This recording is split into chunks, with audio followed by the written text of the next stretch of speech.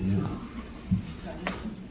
Hello and good morning from my side. I'm very happy to be back again in Seoul, in Korea, and I'm happy to be here to talk about our plastic industry. And there is a lot to talk about.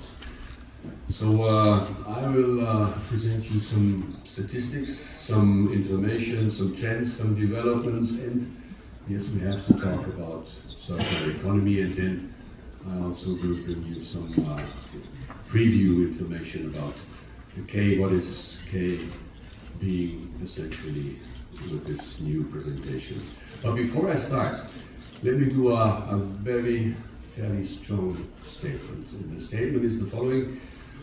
I'm saying that plastic was, is, and will be the most successful material compared to glass, paper and metals. Why is it so?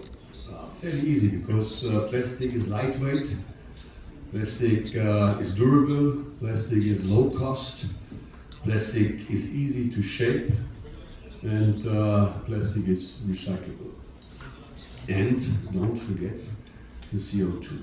The carbon footprint of plastics is by far lower than those of paper, glass or metal. So even for the environment, it's very important to have plastic as the major material for all the applications. But, yeah, there is a but. Because paper and glass and metals, they have organized perfect, nearly perfect recycling circuits. So it's known, and the media report, that paper is perfectly recycled, that glass is perfectly recycled, and metal is perfectly recycled.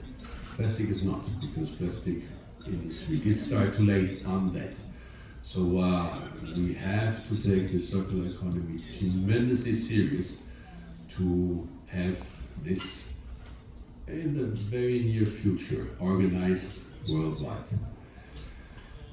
Let's talk about the applications of plastics. Where is plastic really needed? And here says Europe, but it's all over the same.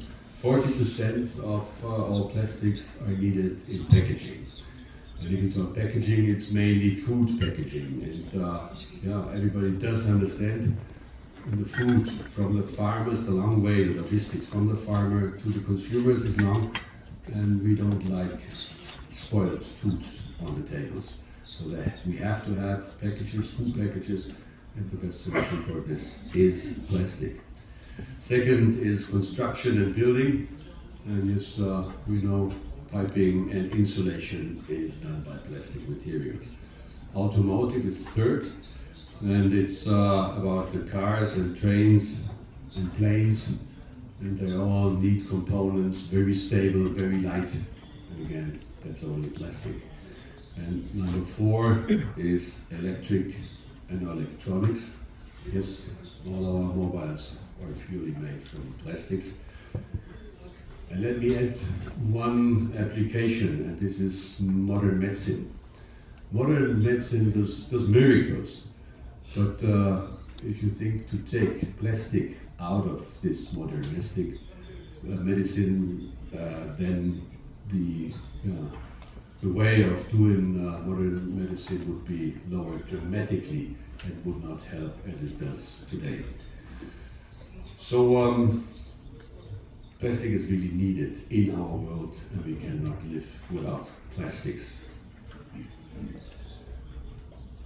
With this big need and with the kind of applications, yes, there is a constant growth in production of plastic all around the world.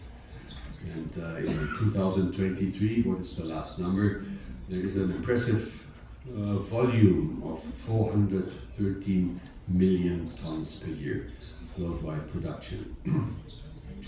And OECD scientists, they claim that in the year 2060, this quantity will be doubled or even tripled depends on the country.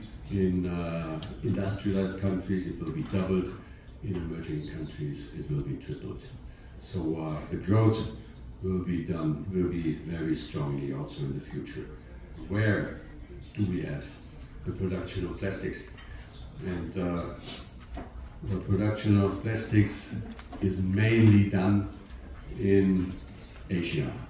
So China and all Asia dominates with 53% of the production of plastics. Why is it like this? Greater Asia has by far the largest population and by far the biggest and fastest growing middle class, and these middle class are the future, new middle class are the future consumers of plastic. And additionally, here in Asia, you have, in comparison to Americas and to Europe, you have low-cost production, and with that, you have high exports. And then, there's a need for a lot of plastics. Next in this production row is US. US is second or third, and Europe is fourth. But Europe is declining because the costs of energy in Europe are fairly high, and the new investments, the decision for new investments are not done in Europe. What is a pity for Europe. Middle East is also coming up because the Arabs don't like only to pump oil, they want to convert oil into plastics. So new capacities will be done, will be seen in Middle East. Let's have a look on the rubber market. And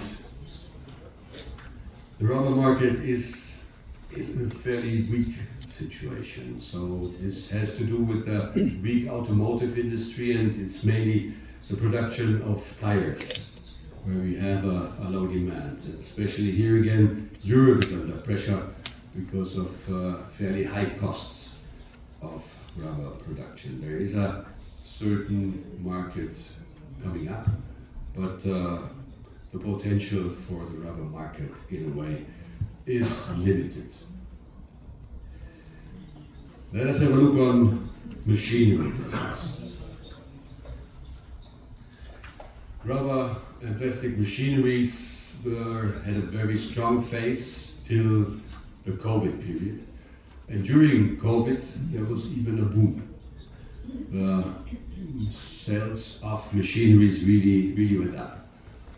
After COVID, it was okay, but then from 2023 onwards, it cooled down, and in 2024 there was really a decline. And the decline was minus 10%, and in some countries it was even minus 15%. But this is not the end. Right now, in 2025, we do have in the machine business, we have a bad time. I can really tell you, I have to admit. Why is it so? Because it's of uncertainties. And we do have the attack in Ukraine, we have the fighting in Palestine, we have unsecure situations in the Middle East. And last but not least, since the beginning of this year, we have this President of the US, Mr. Trump. And with his ideas of tariffs, he's hindering free trading. And if you want to invest in a big line, in a big machine, then you want to produce. And the production for sure is a lot for your home market, but you want to export. But if any exports planning are marked with a question mark, because how will it be with the tariffs? You cannot do a good calculation. So for the time being, it's a wait and see situation. Nobody really is jumping on big investments, but looking for how is this free trade or hindered trade being in the next months, and then hopefully investments will come. And I'm sure investments will come because with the applications, what I showed you some minutes ago, there is a need, and the capacities of the lines slowly get fuller and fuller, and the market has to buy, the converters have to buy new capacities. And I'm very sure that with this demand, it is growing demand, and with some nice and perfect novelties from K, we will get a push in our machine business. So let's see who's strong in machine business. And in 23, it was absolutely in production and in export. It was the European machine builders who were leading.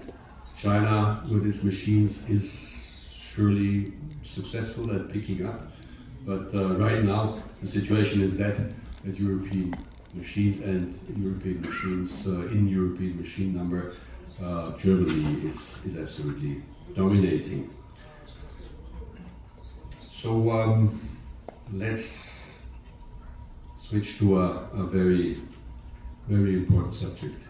And this is the subject, I'll do this because you're saying this like was white. Let's switch to circular economy. And